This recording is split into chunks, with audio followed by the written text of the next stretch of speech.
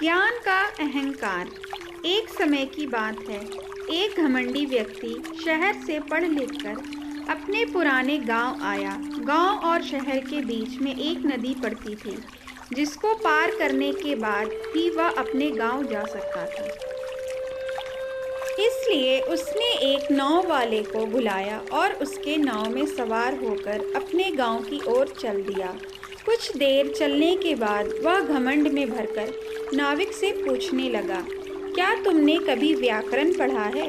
नाविक कुछ देर के लिए सोच में पड़ गया और फिर बोला, नहीं साहब, मैंने नहीं पढ़ा है। घमंड और अहंकार से भरे हुए व्यक्ति ने हंसते हुए कहा, फिर तो तुमने अपनी आधी जिंदगी व्यर्थ में गंवा दी। थोड़ी देर बाद अपनी पढ़ाई का और घमंड दिखाने के लिए उस व्यक्ति ने नाविक से फिर पूछा, तुमने इतिहास और भूगोल पढ़ा है? नाविक ने नामे सिर हिलाते हुए कहा, नहीं साहब। अहंकारी व्यक्ति ने फिर जोर से ठहाका लगाकर नाविक का मजाक उड़ाते हुए कहा, फिर तो तुमने अपना पूरा जीवन व्यर्थ कर दिया। नाविक को इस बात पर बहुत क्रोध आया, लेकिन वह मन मारकर रह गया और उस व्यक्ति से कुछ नहीं बोला। चुपचाप नाव चलाने लगा। कुछ दूर नाव चलाने के बाद अचानक नदी में उफान आ गया और नाव जोर जोर से हिचकोले खाने लगी। यह देखकर नाविक ने चेहरे पर छोटी सी मुस्कान के साथ ऊंचे स्वर में उस व्यक्ति से पूछा, साहब, आपको तैरना भी आता है या नहीं? व्यक्ति ने कहा, नहीं, मुझे तैरना नहीं आता है।